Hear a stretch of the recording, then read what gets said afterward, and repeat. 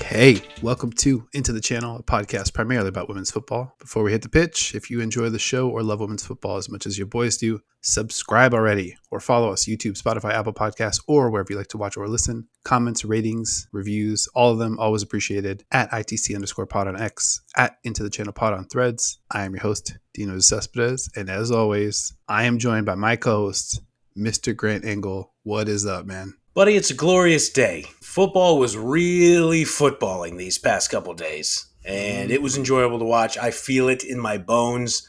As some people might know, regular viewers of the program, this is a road match for me right now, but I got the setup going. I'm ready to talk about these matches. It's Matchday 5. Let's fucking go. Where do you want to get started? Well, I think there's probably an obvious starting point for the Into the Channel program. Let's just get it out of the way. Brann advancing to the knockout stage of the UEFA Women's Champions League for the first time. An incredible, historic achievement for the club. It was extremely cool to see their away supporters on the broadcast, chanting, singing, really making their presence known. All of our viewers, who I just cannot believe I'm even using the phrase, all of our viewers, like, we just appreciate you guys. It was super fucking cool that you guys reach out to us and we're talking about the matches, we're talking about the players, talking about the kits. So it would be insane to start this broadcast with anything other than Brann 1, Slavia Praha 0. Let's go. So, all right. I mean, I might as well crack it. I mean, we might be in for a 2-beer program also with the celebration that's going on. Who knows? I'll make sure I keep it professional. Brann came out there ready. Just like your boys try to, just like the fans obviously did. Again, I mentioned you could hear them on the DAZN broadcast singing throughout the match. You know, Praha, their ground is super cool looking, by the way. I like the big advertisements behind each goal, and it just seems like a pretty cool environment there. But you could hear the Brann supporters the whole time. And Raquel Engelsvik, she obviously felt it too. Brann pushes the ball immediately down the field in the first 120 seconds. I don't know, maybe I want to backtrack on Raquel Engelsvik feeling it. I don't think it was just pressure, but man, she missed a sitter in the second minute. The ball comes to her, a really nice run of play to get there. It went from Kavam to Krummer to Gaupset, who we will mention later, and then over to Raquel Engelsvik, and she just missed it, man. And as bummed as I was to see that in the first 2 minutes, they moved the ball so quickly down the pitch. I was like, okay, at least that's a good omen.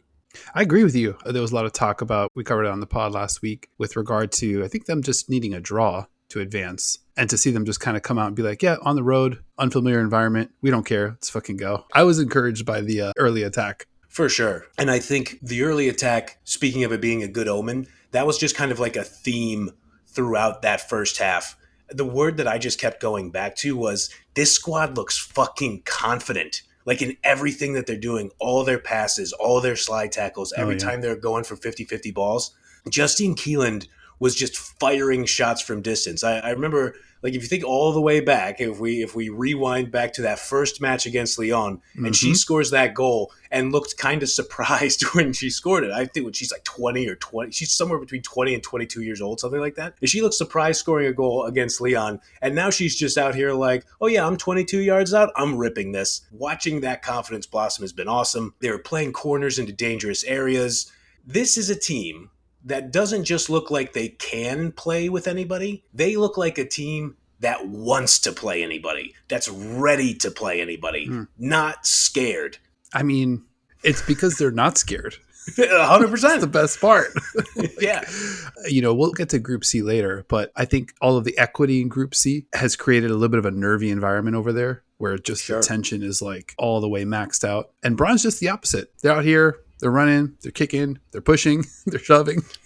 Yeah. And they're just ready, man. Like I said, the early offense was pretty inspiring, that level of aggressiveness. And we'll get to Aurora Mikkelsen in a minute here, but she was out of her mind. Great. I had the Benfica match on the main screen, at Brann on second screen. So I'm watching both pretty equally. And every time I look over, Mikkelsen is just flying through the air, just denying everything, smacking herself on the post. She didn't really care. She was just real aggro about it too.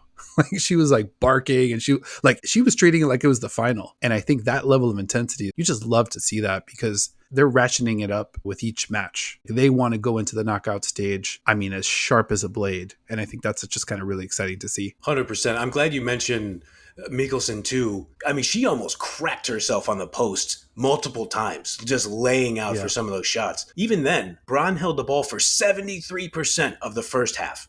And it felt like it. It looked like it. Praha had 4 shots, felt like fewer than that. I think they had 2 shots on target in that first half. One was an effort by Krejcirkova, who, we now call on this podcast K-Dot, because my fat American tongue really struggles with Krejcirkova, even though I feel like I'm getting better at it now that I say it. I like it. K-Dot, nice player for Praha, absolutely. She took a good rip at it from she had to be nearly 40 yards out. And I respect her skill for hitting it that sharply and that on frame. But you're not beating Aurora Mikkelsen from 40 yards out. No chance. Not that day. And probably not any day.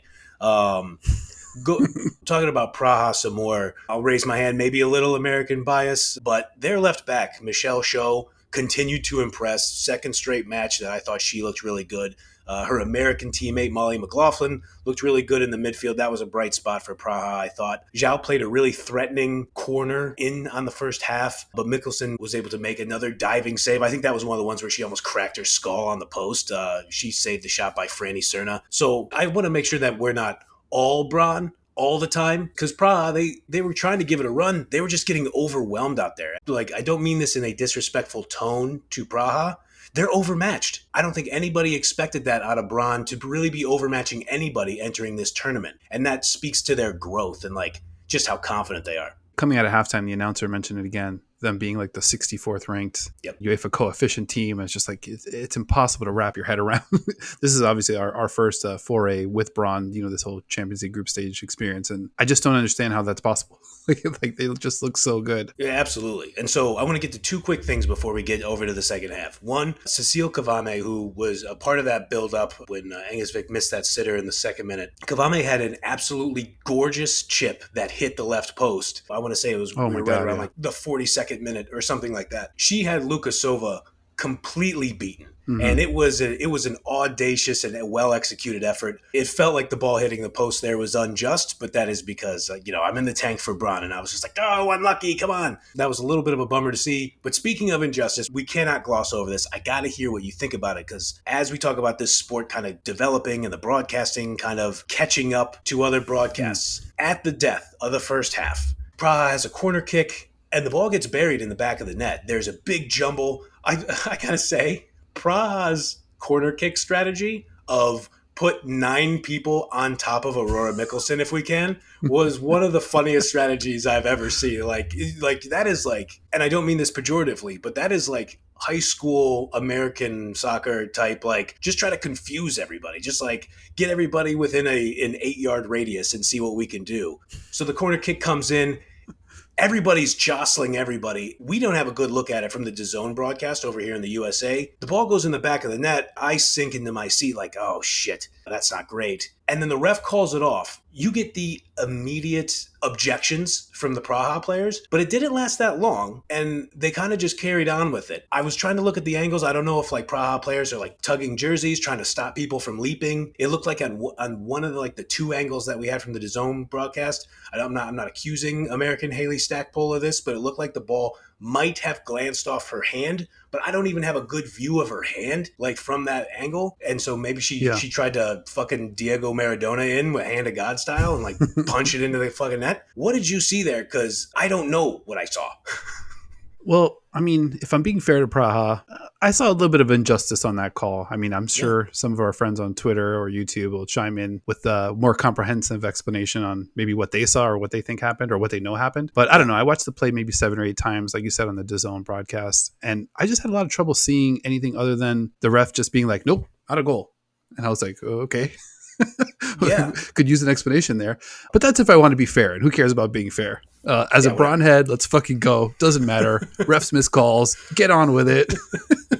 I think it'll just kind of go down as one of those things where maybe we just never find out what happened. But in reality, it was softened a little bit with regard to the storyline for me, because that would have just put them up 1-0. Spoiler alert. Brann gets a goal a little bit later. And again, it wouldn't have changed the results with regard to, I mean, maybe this match, yes, but the group stage, no. So I think all's well. We can kind of move past it. We joked earlier in the group stage about like the VAR, no VAR, kind of happy not to have it. But one thing I have noticed is it just feels like oftentimes there's like one referee and like no support. The referees are making these decisions kind of unilaterally. There's no collaboration. And, there's been a lot of like offsides and onsides mix-ups, as well. And not saying that I want to go back and litigate, because like in the Premier League, it's really awful. Like really, like they're going back a minute, 2 minutes, 3 minutes. Oh, was there a foul 4 minutes ago in the lead up to the lead up to the lead up? And it's like the worst fucking thing ever.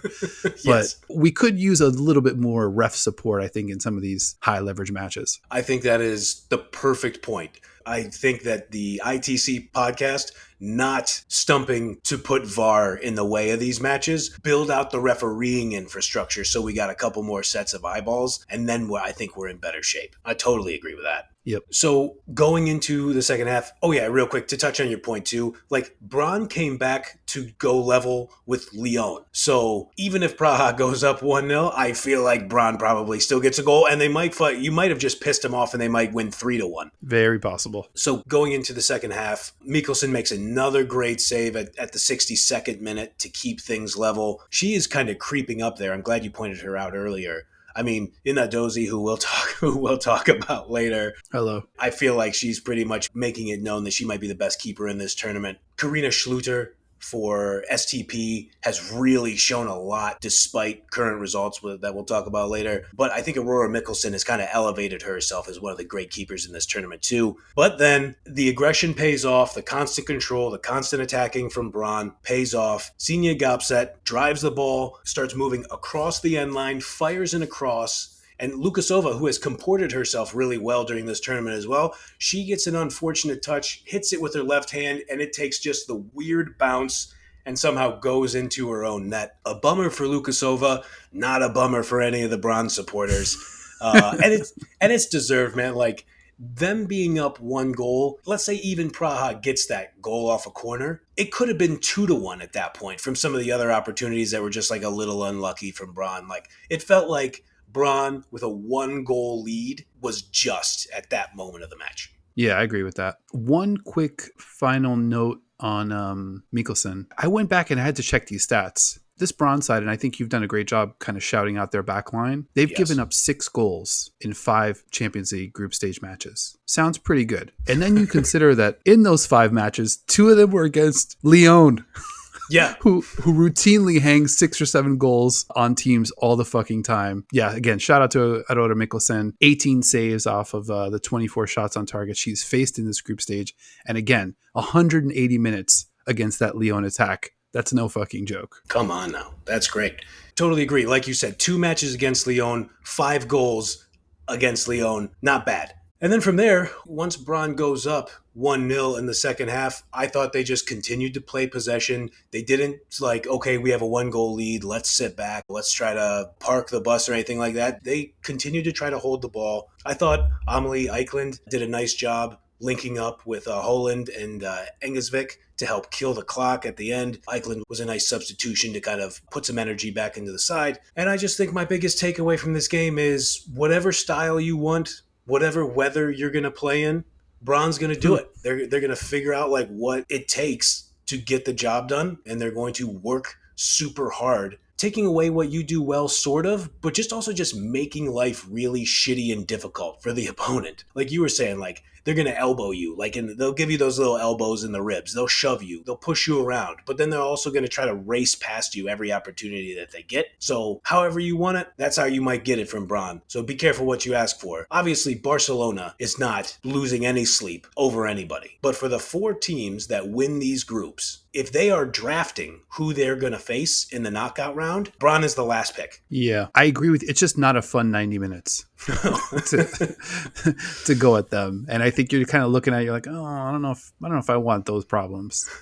Can we beat them? Yeah, I think we could beat them, but we're going to take a beating for our troubles. Oh, yeah. Yeah, and now Group B pretty much sewn up. Lyon takes the group. Brann will go in to the knockout stage as the 2 seed, which means we might see them against a Chelsea or, like you mentioned, a Barcelona, maybe a PSG. And I am in total lockstep with you. I think every team's going to look at this Brann side and at least say to themselves, we can get beat by them if Yep. we don't come out here and bring our A game. I'm going to be really interested to see how one of these 1 seeds approaches these Brann matches in the quarterfinals, but that's for a different day. Today we kind of celebrate our squad advancing. Quick note to our audience. So my guy Grant did a little bit of a cursory research on how we can get Brann jerseys, to kind of rock on the show leading into the knockout stage. If anyone's got a line on that or a way that we can have something sent out here to the US, obviously we'll pay for it and cover the cost, but we ran into some logistical issues, but that is something that we want to do, especially having to do with those killer midnight black jerseys that just look, I don't know, it was like fucking having 11 Batmans out there just terrorizing.